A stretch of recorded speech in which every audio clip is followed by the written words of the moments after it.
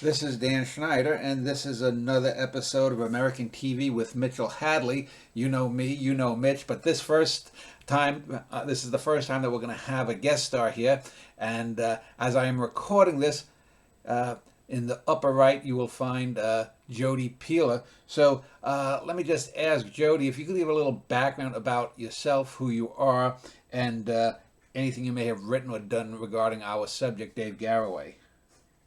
Yes, I'm Jodie Peeler. I am professor of communications at Newberry College in Newberry, South Carolina, and I'm kind of a lifelong broadcast history nut. Mitchell and I have known each other a few years. He has occasionally let me write some things for his blog, and much to his credit, the blog hasn't been shut down yet, in spite of my best efforts. And as it happens, I'm the author, so they say, of the first book-length biography of Dave Garroway called Peace. Now, your copy is not going to have not for resale across the front, I hope, but it came out last year and it's selling moderately well. And it's gotten some interest, and Mitchell said some very nice things about it, so I appreciate that. And of All course, true, too. Mitch, if you could just give your little précis of who you are. Sure. I am a classic TV historian and author. I write about classic TV and American culture at it'sabouttv.com. I'm author of 3 books, including The Electronic Mirror, which is a collection of essays on classic television and what it tells us about our life and times. So this is the second show for Mitch and myself today. We did Barbara Walters a few hours ago. And so I guess it was just a natural confluence that we do someone else who started off in the daytime, the morning show business. So maybe I'll start with you, Jodie. For those who don't know what happened more than 2 years ago, who the hell was Dave Garroway? Well, in an odd number of ways, there was a tie-in with the subject that you just had, because he turned out to be who Barbara Walters was the last person he hired at the Today program. He hired her as a writer and said, "You're really going to like it here," and that was her big break. But Dave Garroway was the inaugural host of the Today program, the very first host of Today, put it on the air in January 1952. The term was the master communicator. It's one of those great Pat Weaver terms. Before that, he had been a television host in Chicago. He had been a very successful DJ and radio host in Chicago. And he had inaugurated a very free-form, loose, casual style of broadcasting that, as he liked to say, he was speaking to 1.5 people. It was very intimate. It wasn't the Milton Cross, very formal, ladies and gentlemen of the audience. His was more, "Hey, old tiger," that kind of thing. Like it was just you and him. And people went wild for that. And it was something new. And it gained a following. And it turned out to be perfect for this new medium of television that was very intimate. It wasn't playing to a big hall. It was playing to 1 or 2 people who were watching. And that made him a natural for television. And he had great success in Chicago with a variety program called Garroway at Large, which was very free-form, kind of conventions-bending type program. And it lost its sponsor in 1951. And along came this idea for this morning program called Today that was going to be about a little bit of everything. And to make a long story short, he stumbled across a mention of it in Variety, begged his way into an audition for it, turned out to be perfect for it, and hosted the program for its first 9 years. Unfortunately, as tends to happen with innovators, the style that he inaugurated became so prevalent that he kind of made himself obsolete. He left Today in 1961 under some very sad circumstances, spent basically the rest of his career trying to get back in, but could never quite achieve what he had before. So let's talk about, I'll turn to Mitch. Let's talk about the Today show, because nowadays, there's Good Morning America today, and whatever CBS has on the air, because they've never seemed to be able to have a show that stuck around. What was the original formula for having it, or the rationale for having the Today Show?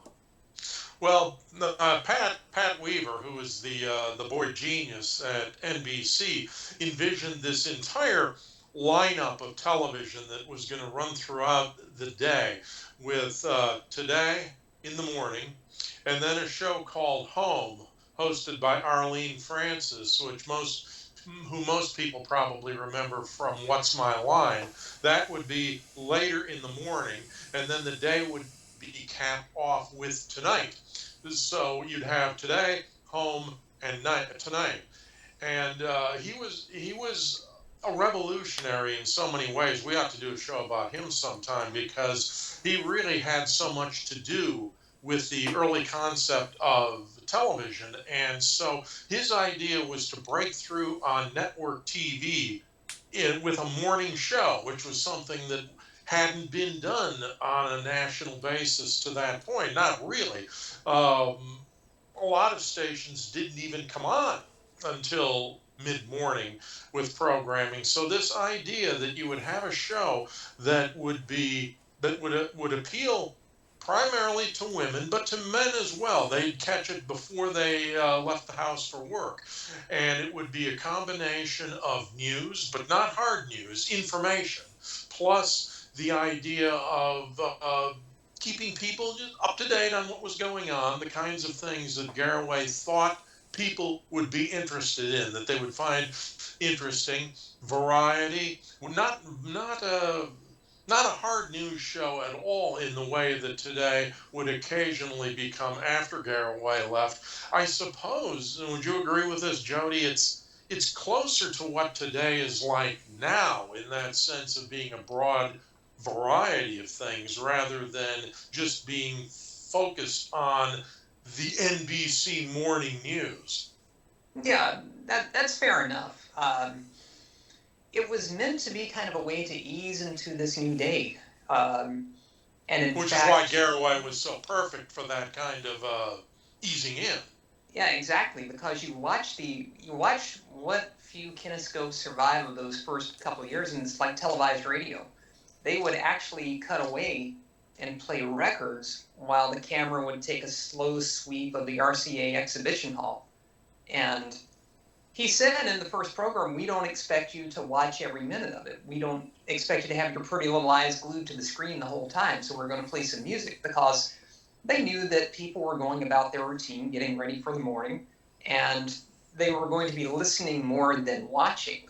Although that changed, because you started getting people who wrote in and said, I cut a hole in my wall so that I could see the program from the other room while I was getting ready. Just looking at the background of Garroway before he even hit TV on radio, it says, and I'm reading from the Wikipedia page, that he was graduated 23rd in a class of 24 from NBC School for Announcers, and that he was known as a roving announcer. And some of the things it describes makes him sound a lot like Les Nessman from WKRP in Cincinnati before, but 30 or 40 years before. There's an interesting story about how he literally made himself into an announcer. He started as an NBC page, and that he happened into that because he happened to be at a late night poker game. He was in New York to help a family friend sell books, and they were going from school to school selling books. And Garroway bumped into an old friend from back in St. Louis who happened to be in town, and said, we're going to play cards tonight. We need a fourth for bridge. So they all went over to this lady's house, or this lady's apartment, and they played till the wee small hours. And she closed the party down and said, I got to get up in the morning and fire 20 pages at NBC and hire 20 more. And Garroway said the moment that he heard NBC, he could hear the chimes in his head. And he said to her, 19. She said, what? You only have to hire 19. I'm interested. So they went down to the brand new 30 Rock the next day. He got hired as a page. And the longer he was in there, the more enamored he got with the idea of being an announcer. but he kept being told, you're not good enough. You don't have the voice for it. So what he would do is he would stay when his shift was over. He would go to an empty announce booth on the 8th floor, find whatever copy he could, round it up. He would then go down to the 3rd floor, run some patch cords, and start a wire recorder. And start the recorder, go back up to 8, read the copy for about 20 minutes, go back down to 3, listen to the recording, and figure out what he needed to fix. And then he'd go back and practice some more. So night after night after night, after his shift was over, he was literally making himself into an announcer. And eventually he got his big break. Now, you did your book as a biography, and one of the things that's interesting here is that he played against type. His on-air personality apparently was 180 degrees from a sort of manic depressive real-life personality. I want to ask about that, and then I want to talk a little bit about his World War II service. But Jodie, can you expound upon that? Well, he suffered from depression for most of his life, and it had kind of always been there. It ran in the family, as it turned out. But he first noticed the first big instance of it when he came home from the Second World War, and he saw his wife and his daughter, whom he hadn't seen with his eyes before because she was born while he was off at war. And he suddenly said it felt like a metal band around his head. And he spent the rest of his life going from therapist to therapist, trying different remedies and all of that. But it was just deep depression that stayed with him. And it was also exacerbated by, during the post-war years, he was introduced at a card game. These things tend to happen to him at card games. There was a dentist who was there, and it was a late-night game, and they had been drinking, and this doctor was talking about how I've got to go in and do this procedure tomorrow. And Garroway said, how can you do it? You're drunk. And then the doctor gives him a bottle and says, here, try some of this. And it turns out to be liquid dexedrine. And back then, we didn't know what we know about dexedrine, how harmful it is. It was after World War II, dexedrine was this wonder drug that was giving pep to our soldiers. And we thought, wow, you go back and look at how dexedrine was talked about back then. It's talked about back then the way we talk about 5-hour energy shots now. Or the super duper caffeinated Panera tea that has caused so much controversy, lemonade that's caused so much controversy. And people didn't think anything about it then, but it's horrible stuff. And the more of it you take, the more of it you need. And then it starts doing things to your perceptions of reality. And that didn't help either. And that ended up dogging him through the later years of his tenure on Today. And it's one of the saddest parts of the book is how he fought with that and how it added problems to the problems that he already had. In person, on the air, he could be droll, he could be witty, he could be low-key, but he was very introverted. And I understand that. I'm an introvert as well. And he didn't open up very much. There are stories about him wanting a shade drawn whenever he was doing radio so that people couldn't see him while he was working. Some people characterized him as odd because of all of that. In a weird way, I understand it. It's sad what happened to him with the substance problems, but on some level, I understand it. It's introversion, and he was always introverted. So when he did serve in the military, from what I can look here, was he, I guess, I don't know what you call it, just an announcer, or did he work for like Stars and Stripes, or was he actually on a ship? Did he see action, kamikazes coming at him, or what? He had decided early on when the war started that he did not want to go in the Army. He was afraid of being drafted into the Army. He had covered the Carolina War Games in 1941, and I think that left a sour taste in his mouth. Dave Jr. told me that his dad did not want to get drafted into the Army, so he decided to sign up for the Navy. And the Navy in those days had what was called the V-12 program. Newberry College, where I worked, was a V-12 school, and it was a accelerated course for training officers. In fact, Peter Hackus, who later reported for NBC, did his V-12 training here at Newberry. And I've got a little plaque upstairs to commemorate him. But Garroway had decided that he wanted to be in the Navy, and he got the summons. He went through V-12 training in Cambridge, Massachusetts, and eventually he got his summons, and he was assigned to a ship called the USS Devastator. And that sounds like some great, big, mighty fighting ship, right? So he goes off to Alameda, California, where they're building the ship. The ship is still under construction, and he said, I'm just picturing scenes of battle and going out and fighting the Japanese. And he gets out there, and not only is the ship still under construction, it's a minesweeper. Oh, I thought you were going to say garbage scow.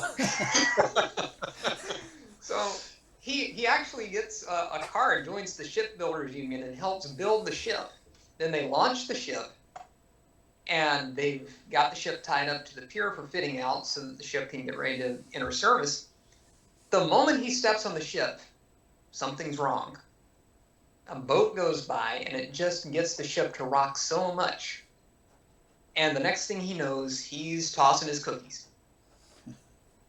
The ship finally gets ready for sea trials. They take the ship out, going through San Francisco Bay, headed out under the bridge. Everybody's in their dress whites, looking all resplendent. He's at the side of the ship, throwing up.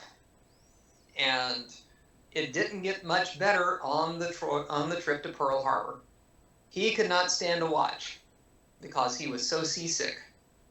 He was so seasick that he was hospitalized whenever he got to Pearl Harbor. And he found out, or somebody came to him and said, we can get you shore duty. Take your pick of anything on this list. He ends up as the officer in charge of the Pacific Fleet Yeoman and Stenographer School, which was great for him because it wasn't a lot of work. They pretty much left him alone. He was training people to take notes and type memoranda and things like that. And it gave him time at night. And after a while, he got kind of bored of going to the officers' club in the evenings. He already had a background working in radio, and he stopped by the NBC affiliate, I believe it was KGU, in Honolulu one night and said, hey, do you guys need some help? You know, I worked for NBC in New York, and I also did radio in Pittsburgh. And the guy just about threw himself at Garroway's feet and said, we need somebody to work evenings. And so they gave him a shift that I think was from like 7 or 8 till midnight. And it was free form. And so he would do his Navy stuff in the day, and in the evenings he'd go off to KGU, and he would work, and he would play whatever records they had. And he started working some patter in between records. And he decided, why don't I try something where I take my listeners on a tour of their towns back home. And so he would do this kind of purring narration about, okay, we're walking down such and such street in Chicago, and there's so-and-so, and there's the store and the restaurant that you like to go to. And these people at Pearl Harbor who are homesick just eat this up. And it gains a following. And it was kind of the test bed for what he would take back to Chicago after the war, when he would start a show called the 1160 Club. Chicago really refined it, but his time in Hawaii during the war really kind of set the concept up. Well, I want to talk then about when he gets back, because when he gets back to the States and he eventually ends up on TV, it seemed that the 1950s was a time of experimentation, because you had, when you think of the news then, this was before they had nightly news. I don't even think they had 15 minutes then. Maybe I'm wrong.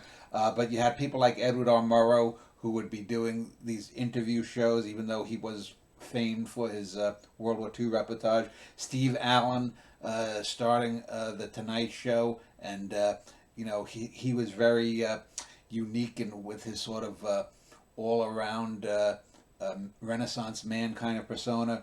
Jack Parr was sort of the witty, know-it-all kind of guy. Where did Garroway fit into that milieu? What was his persona? What was he known for? Well, he had gained a following among late night audiences, operating out of WMAQ in Chicago, which was the NBC owned and operated radio affiliate in Chicago. And at night, AM radio carries far distances. You had Garroway fan clubs showing up in Chapel Hill, North Carolina, for instance, because it was a strong signal, and at night it would carry. So he was slowly building this following. Chicago also benefited in a weird way from not really being on the network. It wasn't really along the coaxial cable until later. And they were left alone out in Chicago. And they were operating as kind of an island, and WNBQ, which was the NBC affiliate, later became WMAQ Television. WMAQ was kind of this independent operation out of the merchandise mart in Chicago, and they could have Kukla, Fran, and Ollie, for instance, this wonderful little puppet show that turned out to have as much of a following among adults as it did among the children that ostensibly it was supposed to be for. Studs Terkel had his show Studs Place. There was the soap opera Hawkins Falls.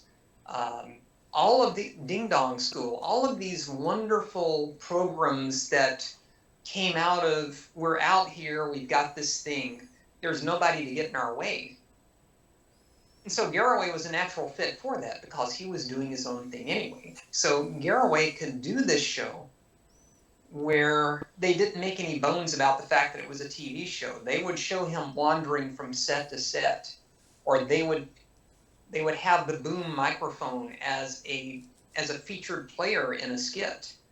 Or they would show the guy who was shaking leaves from the fly gallery upstairs in the studio. Or they would show, look, this is how we do it. And it's stuff that, okay, I grew up with David Letterman's NBC show. And that was some wild stuff. That's wild stuff when you're a teenager and you see somebody lampooning the medium like that. But he was doing a more modern version of what, when Garroway would do it in 49 or 50, was blowing people's minds. That here's somebody who's not doing what Milton Berle's doing, which is throwing jokes out to a large audience. It's basically televised vaudeville. He's doing something intimate. He's doing something close up. He's doing something that breaks all the rules, and it's magnetic.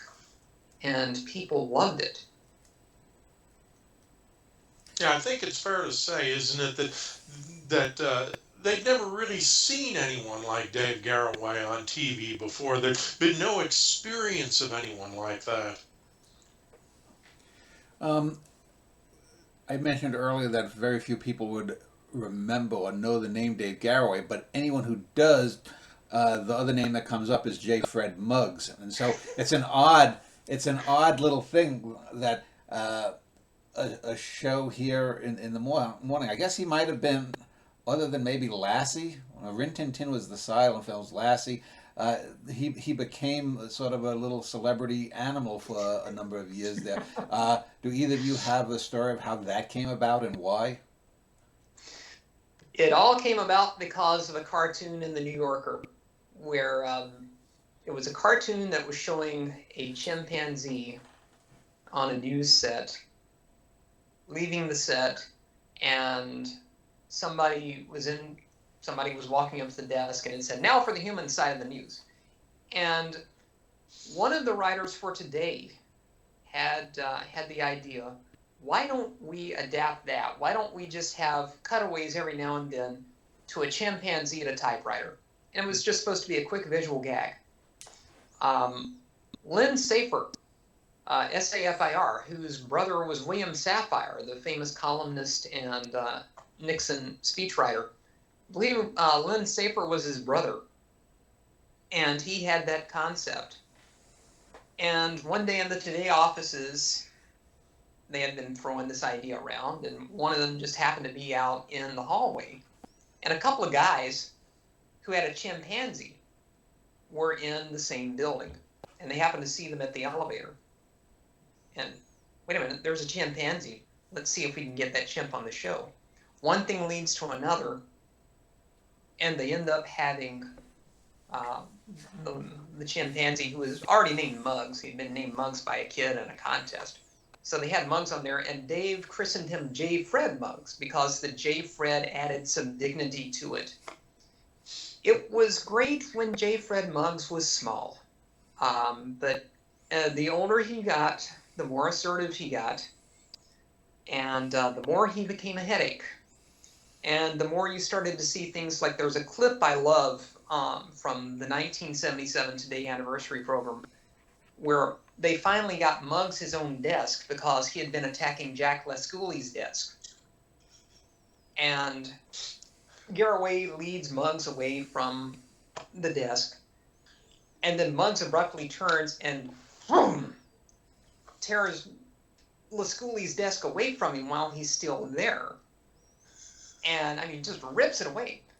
Muggs, the older he got, the stronger he got. One morning, a staffer that normally said, "How you doing, Muggs?" told him, leave me alone. And the next thing that the guy knew, Muggs had hopped over and whack across his back, knocked him in the floor. He would grope actresses who were on the show. He would bite kids. Well, there have been in recent years people who've had chimps as pets. There was one woman who had her face ripped off, and from what I recall visually, J. Fred Muggs was a regular chimp. He wasn't a bonobo chimp. Yeah. Oh, yeah.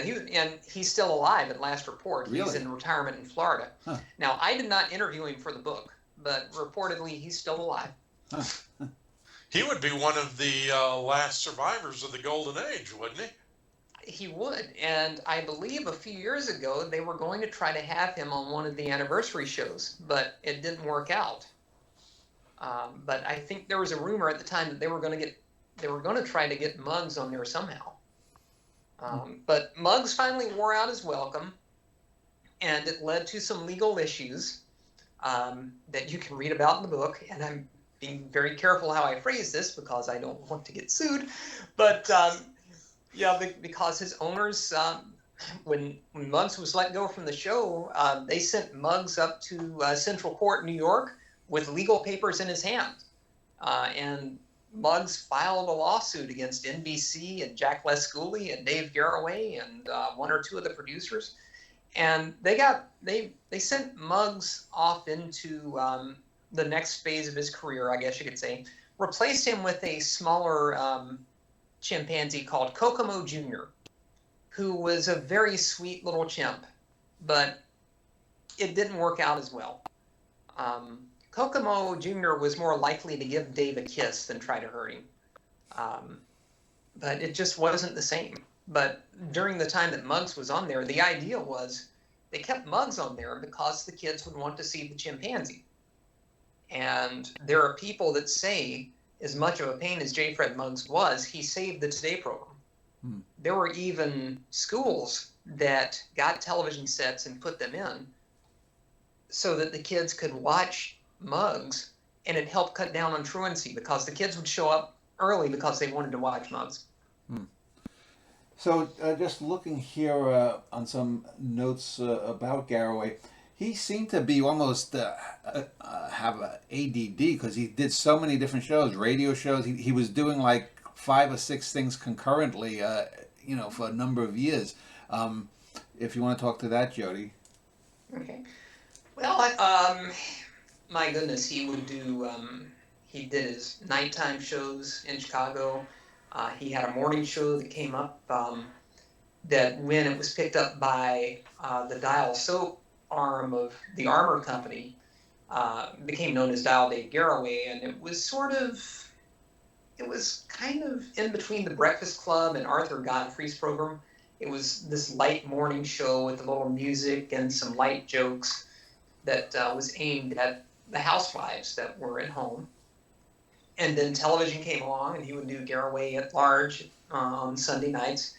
And Then there would be other specials that would come up. He stayed busy, and he really didn't turn down that much work.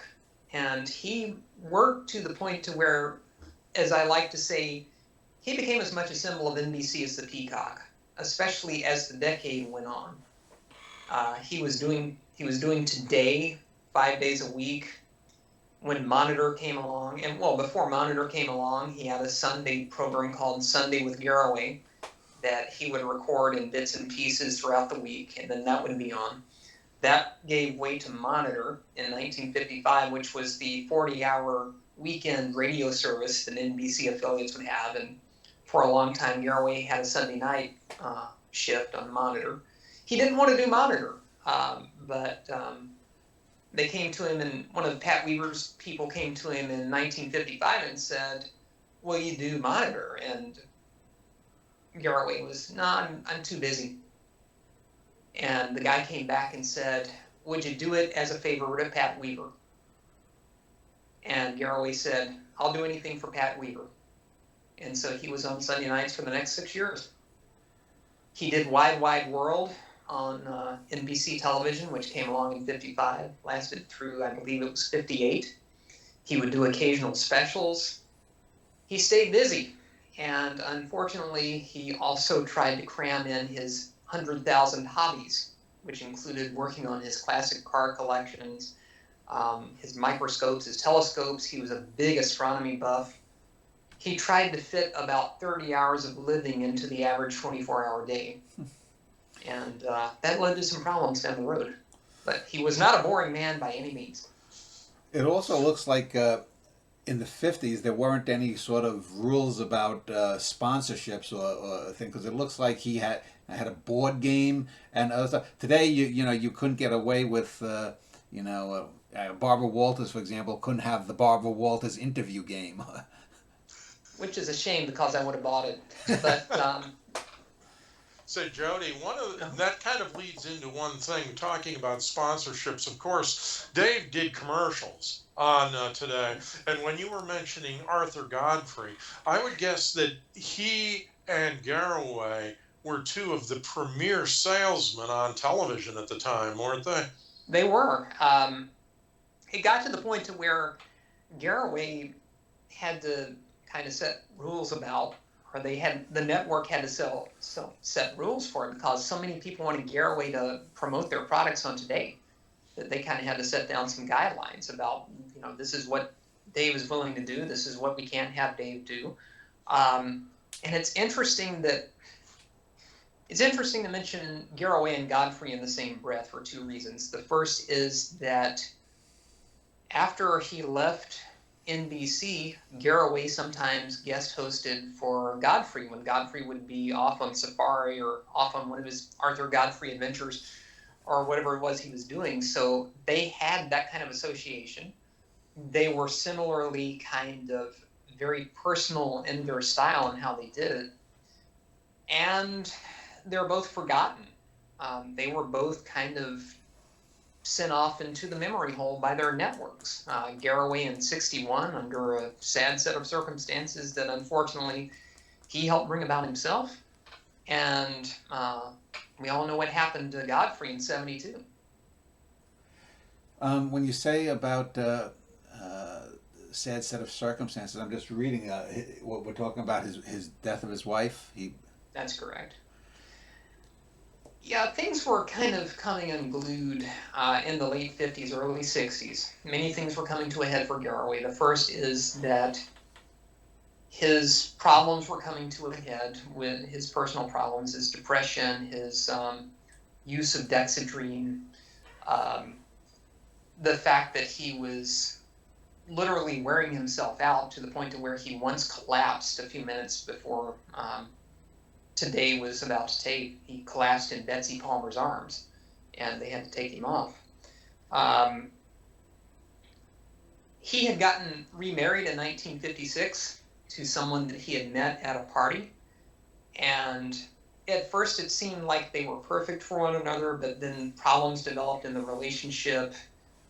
They weren't compatible. She had her own issues, and it got really bad. And in April 1961, they were basically separated. They were in sort of the process of figuring out how to get a divorce. And then she died. And the circumstances under which she died, she had taken a lot of pills and called the doctor. And unfortunately, help got to her too late. And she was dead. And then Garroway took several weeks off. He was already thinking about leaving today as it was. Robert Kintner had come into the presidency of NBC in the wake of the quiz show scandal. And Garroway felt that Kintner didn't like him. They had rubbed shoulders earlier when Garroway had covered the Carolina War Games. Kintner was reporting for, I forget which print service. And Garroway felt that Kintner didn't take him seriously as a reporter, and that Kintner wanted Today to be under NBC News. So he kind of saw the writing on the wall. And he felt like, okay, they're about to push me out of the way, and I'm about to lose all this control I have over Today. In fact, by that point, it was known as the Dave Garroway Today Show. And Garroway feared that they were just going to have him as a talking head reading things, that he wasn't going to be able to, it wasn't going to be his Today program anymore.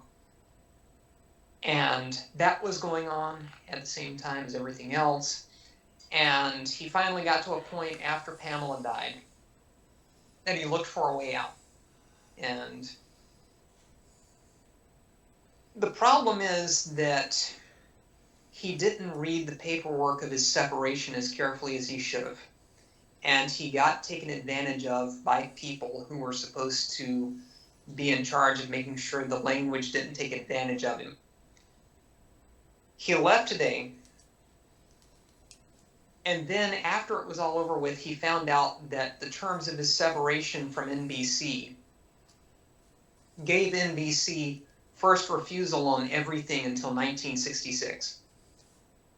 If Garroway got an offer to do something, he had to run it by NBC.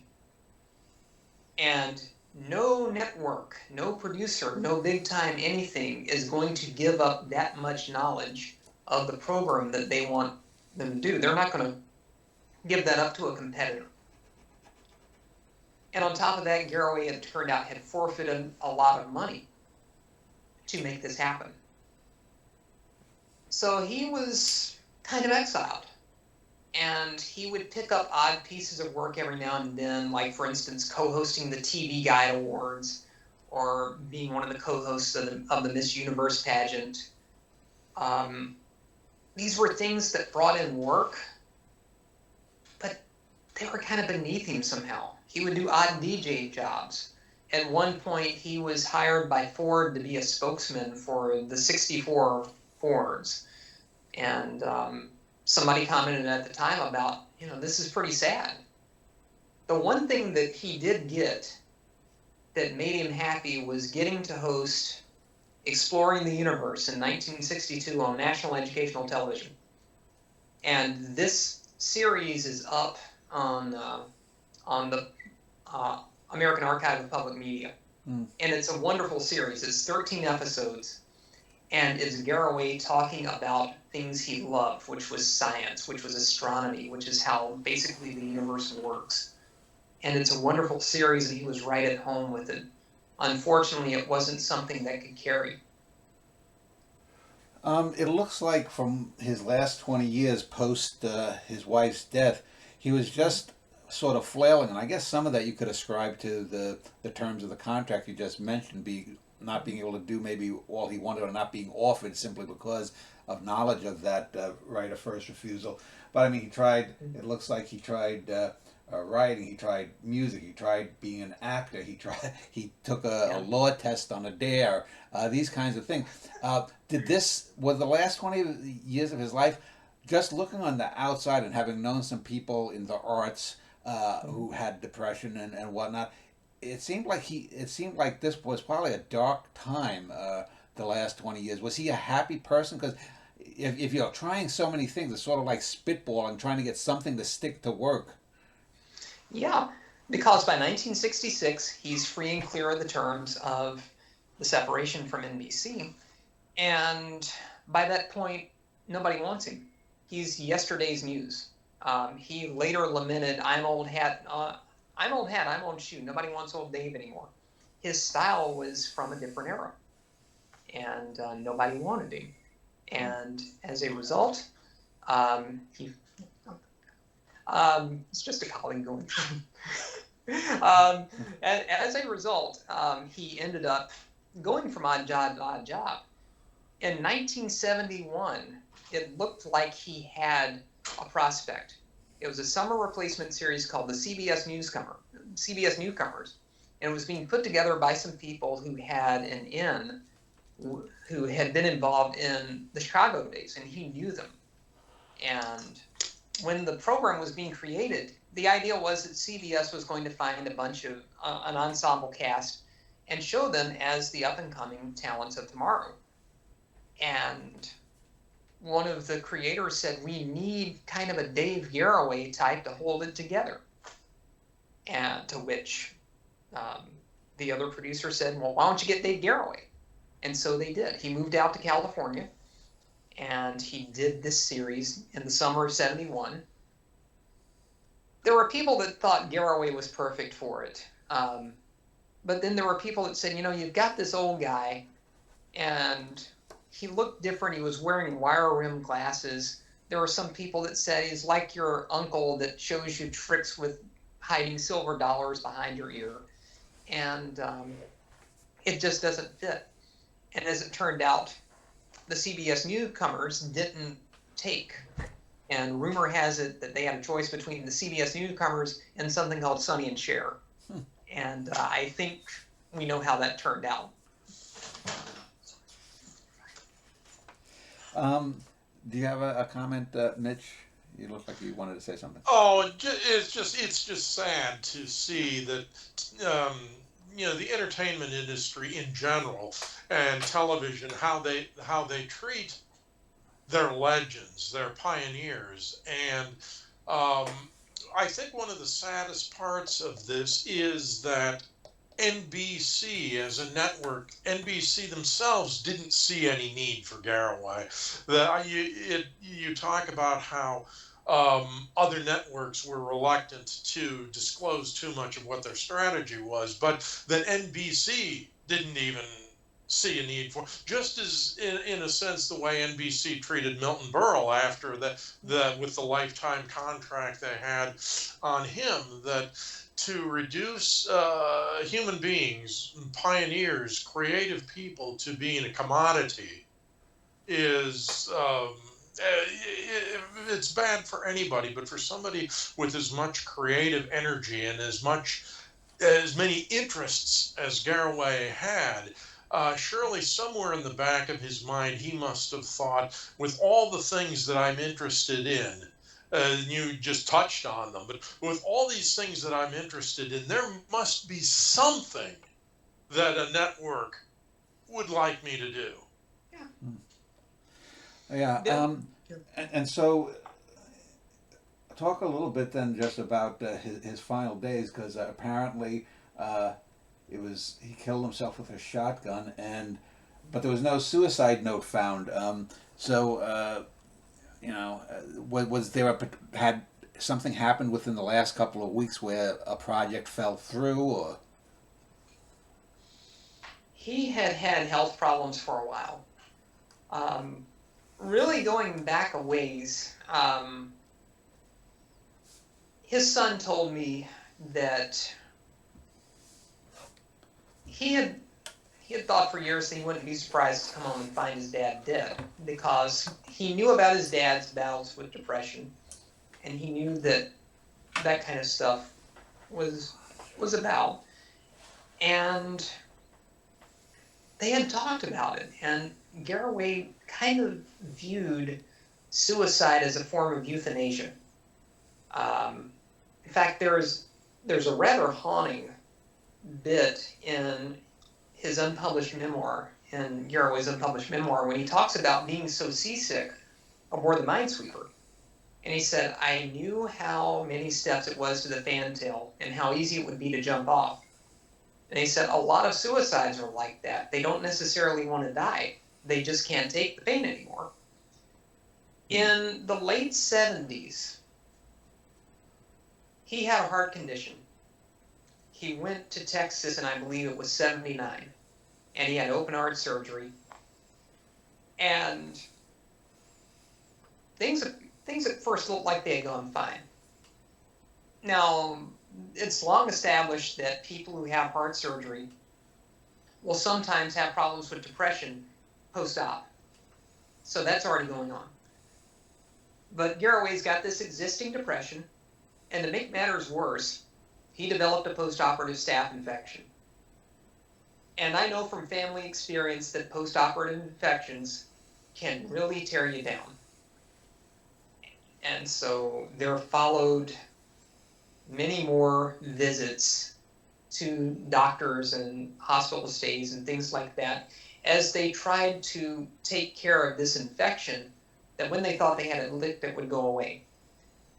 And as tends to happen with post-operative infections, it really started sapping his health. It meant he was spending more time in the hospital. It was sapping his physical energy. His eyesight was starting to go. He couldn't drive his beloved Jaguar anymore. There's a heartbreaking story about when he sold the car to a car collector, and he went to sign the title over to the guy. The guy said Garroway could barely see. So his body was kind of checking out on him a little bit. And by 81, he was kind of getting to where he didn't want to get out that much. There was a reporter for a Philadelphia paper that wanted to interview him, and he rather briskly turned them down. He said, there are people from today that want to talk to me. I turn them down, and I'm going to turn you down as well. And his third wife, who was an astronomer, had to apologize. Said, he's not the man you remember from television. He's different now. In January 82, they brought him back for the 30th anniversary show. And if you watch it, it's great because it's like the old Dave is back. He's playful. He's happy. He's engaged. He and Jack Lasculi, they picked up right where they left off. And then he went back home, wrote a very kind note to the producer, said, thank you for the way you treated me. Thank you for everything you did for me and my wife. Now let's talk about 1987. Unfortunately, things didn't let up. He went back in the hospital. And mid-July of 82, he's just out of the hospital again. And the night before, they are over at somebody's house for dinner, and everything seems fine. The next day, he and his wife get up, they have breakfast. She gets on her bicycle and goes off to the university where she works because she has a meeting. And he got out a shotgun and apparently couldn't take the pain anymore. So, well, just so to lighten it up, J. Fred Muggs, this is Ozymandias Ozzy Schneider, my 7-year-old kitten. He just been dogging me all day, but yeah, this is part of why I'm doing this from here at work, is because if I hadn't, the Gilda and Smokey would be cat bombing the show. Yeah. So when earlier today, when Mitch and I did the show on Barbara Walters, we talked about people like Diane Sawyer, Katie Couric, Jane Pauley, who sort of came in the wake that Barbara Walters left. Who, if anyone, came in the Garroway wake? I mean, I think you mentioned that he was unique, and his style, his garrulous style, I guess you'd call it, was out of date. So were there any people who took up the torch, or how had the industry so radically changed that no one could? I think Exhibit A would be what happened to today after Garroway left, which is that the new host of Today became John Chancellor. Mm. And John Chancellor was about as far removed from Garroway as you could get. Chancellor, this hard news guy, in fact, the saying was that Today had become the evening news in the morning. Mm. There was a joke that where Garroway raised his hand and said peace, Chancellor raised his hand and said war, and that didn't last. Chancellor wasn't happy doing it. He said he only did it because they basically made it financially irresistible. And after a year, he gave way to Hugh Downs. Mm. And Hugh Downs is probably what Garroway would have been like if he hadn't had sort of the minor keys in the background constantly playing. Mm. Because Hugh Downs knew how to ration himself. He wore easily. He was who you wanted to wake up to in the morning. And I think between Dave Garroway setting the standard and then Hugh Downs perpetuating it, I think the successful hosts of the morning shows have taken their cues from that. They know that you kind of have to ease into it, that you have to be kind of gentle. I think Jim Hartz, for instance, kind of got that during his brief reign, and I think Tom Brokaw, having grown up watching Today, certainly got some of that from it. Everybody who has been successful at that sense has taken something from that style, which is you don't wake up in the morning and you don't drag people down in the dumps with the heavy stuff. You kind of ease them into this day. Now, there are others that take it to an extreme and they get kind of silly in the morning. But it's sort of that right balance of sweetness and substance that you have to find. And it's kind of tricky to get, but the ones that last, the ones who have made it, I think definitely owe something to the Garroway style.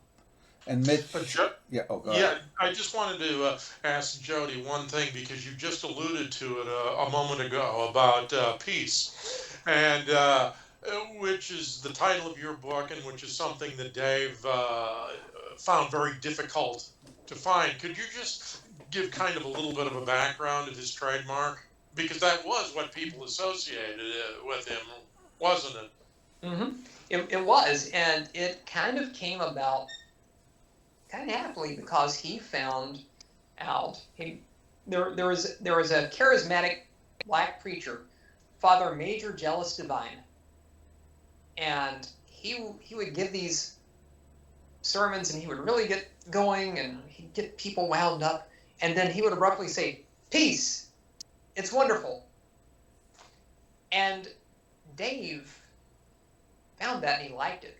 And something else worth mentioning too is that Dave Garroway was open to black culture, black music, black experiences long before it became kind of a thing to do. He was a pace setter in the 1940s, and he took some flack for it, but he knew that there were such great things in this population that was being considered second-class citizens.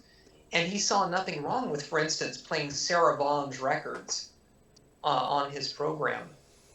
In fact, there's a story that she was performing at a concert that he promoted at the Chicago Theater. And there were some bigots in the crowd that started throwing tomatoes and stuff at her. And he marched down on the stage and verbally dressed everybody down for how they treated her. And that got them to quit doing it, and he had her come back out on stage and do her show. So that's kind of an interesting tie-in. But he adopted that from Father Divine and added his own thing to it with the hand, and that became his trademark. Later on, he changed it to Courage in the early 60s. And it came from an Amelia Earhart poem about courage. I don't want to do violence to the verse. I think it was something like, "Courage is the price that peace extracts or something like that. Courage is the price of peace. And he changed it to that because an associate of his had been injured in a home invasion and had come close to dying, and he did that as kind of a message to her. And he eventually went back to peace. There are people that say that they interpreted that more as a personal statement from him instead of a political one, people who knew him and worked with him. And they thought that was kind of a reflection that not only was it a sentiment, especially as he really got worried about where the Cold War was headed, but it was also kind of a plea for him that it was something that he sought. It's interesting because in the late '90s or so, towards the end of his tenure as the CBS anchorman, Dan Rather used that word courage. Was that a throwback to Garroway? Because I remember it being mocked when Rather used it. Mm-hmm. Yeah, good old Dan Rather, sometimes wearing his sweater, sometimes saying that some people had beat him up, saying, "What's the frequency, Kenneth?" I think that was just Dan Rather being Dan Rather. You kind of have to go back and do your homework to find Dave Garroway saying courage. A lot of people don't remember it, but it's interesting to look up those moments, and people thought, well, we've just had the Cuban Missile Crisis, and all of a sudden Dave Garroway is saying courage instead of peace. That doesn't bode well. And it kind of frightens some people. But I think that was just Dan Rather being Dan Rather. Mitch, I wanted to ask you, since you had suggested doing this show, was there a special reason? Was there something in your research or your years looking through TV history that made Garroway stand out to you? Well, I think, there's a personal and a professional side to it. I think that if you look through TV guides or if you do any kind of serious TV research, Garroway is always there. There's no way to avoid him. And when Jodie was talking about the Dave Garroway Today show, well, in a lot of the 50s issues of TV Guide, it doesn't even say today. It just says Garroway. And so you can't miss him from that level. But when you watch him, or when you read about him, or when you read the novel that's kind of by J.D. or is it Wetherill? W.D. Wetherill. Morning, which is kind of loosely based on the concept of Garroway. You find that that's one of the situations where you just want to learn more about him. And when I had originally found out that Jodie was working on a biography of Dave Garroway, that's when I reached out to her and asked if she'd be interested in doing an interview for the blog, and that's how we became friends. And one of the best, smartest things I've ever done in my life, I think. But I think that when I think about Garroway and I look at him, there's a warmth that he generates that I feel. And there are a lot of people in history and in TV that I admire. But of the people that I admire, there are far fewer that generate that kind of feeling within me, where I feel a warmth toward them that is a reflection of the warmth they project toward me. And I have always found that with him. And so the combination of being interested in him on a personal level, and then the enormous impact that he had on the history of television, and the fact that he has so completely disappeared from the scene, except for people of a certain age or of a certain interest. It's the kind of thing that just is compelling, that you want to know more about him, and you think people should know more about him. Jodie, let me ask you just about the book and what drove you to write a biography. I am the literary executive of a friend of mine who died a couple of years ago, a terrific poet who suffered from mental illness, and he had a very interesting life. And a couple of younger friends of mine are doing a documentary about his life, so they've been researching it and so forth. Now, he's only been dead a couple of years, but his family, his contemporaneous family that's still alive, a lot of the stuff about things that happened here or there, even then has started to fade. You're talking now 4 decades plus since Garroway died. Number one, how has that been a hindrance, or maybe it's been a help because people are more willing to talk as years go on and they can't be sued for libel or something? And did the family help you?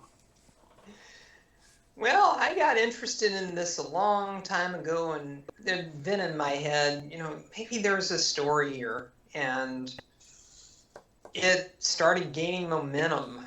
Of all things, I had been fascinated for a long time by those opening minutes where, here we are, good morning to you. And Garroway on that first morning in 1952, and it stuck in my head because I thought, he's a really cool cat, and I love something about him. And one night I'm just idly looking for information about that foot-long microphone that he was wearing, the BK4 Star Maker. I should have brought mine and shown it off. I have one that's got the NBC TV roll mark on the back of it, and if I had figured out how to make it work with my setup here, I would have used it today instead of the mic that I'm using. But one thing led to another. I ended up making the acquaintance of a guy named Brandon Hollingsworth, who had similar thoughts about doing a biography about Garroway. And as it turned out, Brandon is younger than I am, but he's got this interest in early broadcasting. And he had already gone to some of the archives and gotten some of this material. And we decided to join forces. And I got some time off from work. I got a sabbatical. I went up to Wisconsin, looked through the NBC papers there.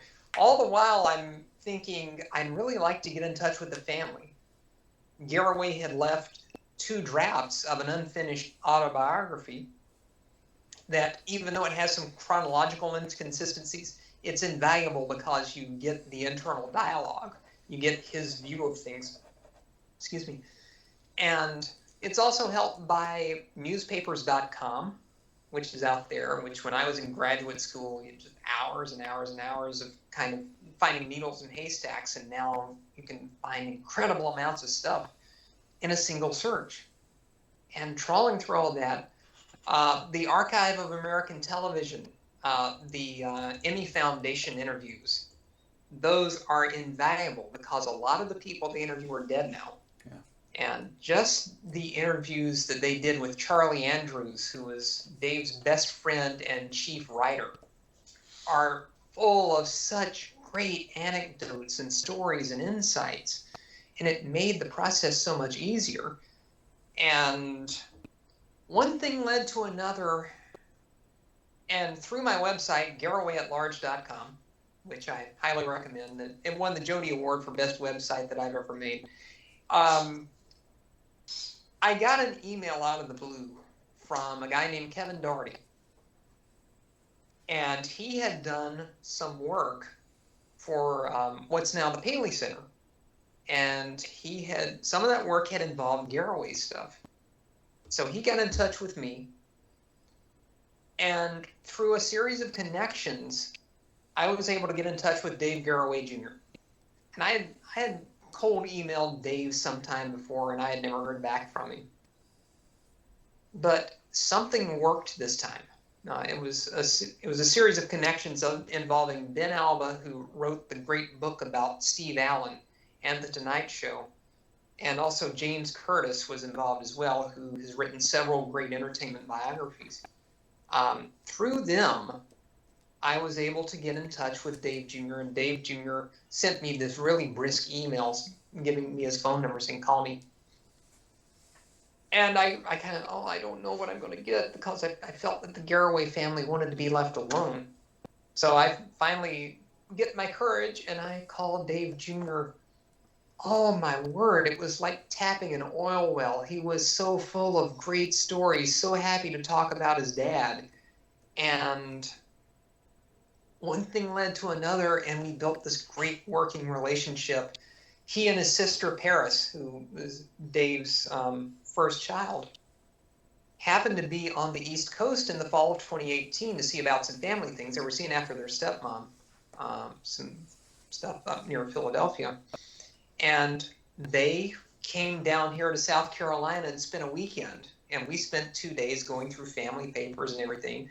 And that really built the trust that we had in one another. And it just took off from there. And Dave Jr. had wanted for a long time to have his dad's story told. He had tried doing it, but it didn't stick. Various people had tried, and it didn't come through. And we signed an agreement. And I said, by December, I think it was December 31st, 2020, I was going to deliver the manuscript. And I delivered it to them Christmas night of 2020. And Dave Jr. called that night to wish me a happy and a merry was his phrase. And I said, well, it's great that you called because I'm about to send you something. And it was the PDF of the finished manuscript. And as it turned out, I sent it to him just in time because a month later he had died. Wow. Yeah, he was living with his sister out in Colorado. And he just, I guess, didn't wake up. And Paris, Dave's daughter, is still around. I went and visited her last year. She is a wonderful human being. She wrote the afterword to this book, which is a very warm remembrance of Dave Jr. And it was so much fun when they were out here because you think of people who have connections to famous people, and it seems kind of weird, but getting to see them having the little brother and sister bickering things. We went out for lunch one day and we were trying to figure out where to eat, and I said flip a coin. So watching these two, who with the famous dad, bicker over flipping a coin and do we get sandwiches or Chinese? Money can't buy that. I have not made a lot of money off this book. I will be honest with you up front. I have really not seen that much money from it. The experience is something that money cannot buy. And knowing that I've told the story of somebody whose story needed to be told, and the kind comments I've heard from people whose estimates I value, yes, I would do this over again. Well, I will link to your assorted websites that you mentioned, as well as either the publisher or the Amazon page for the book. I'll look it up. Before we go, though, Mitch, do you have any final thoughts on Garroway to end us? I think that we're privileged to have a video record of Dave Garroway's work, and I think that it is important for people to know about this, important for people to realize that television has a history worth sharing and worth living. And I think it's important for the television industry itself to realize that its history is worth taking seriously. There are some stories I'm going to be sharing on my own website here in the weeks to come about examples of how television is a living history for people who go back and look at it. And Dave Garroway is one of the pivotal figures in that. And I don't think you understand television without understanding him. And I just want to say, too, that Jodie's book is a wonderful book. It is one of my favorite books of this era, and it is second only to it's a wonderful book, second only to the wonderful experience of knowing her and counting her as a friend, and I'm grateful for all of that. And it's just been a blast to get together again, even though it's just on a video here. Oh, you're gonna make me cry, Mitchell. Well, thanks to both of you, and Mitch will do this again next month or so. Yes. We'll pick another topic or whatnot. And Jodie, thank you for spending an hour plus with us talking about Dave Garroway. It's been fun. Thank you so much for having me. Thanks, Dan. Thanks, Jodie.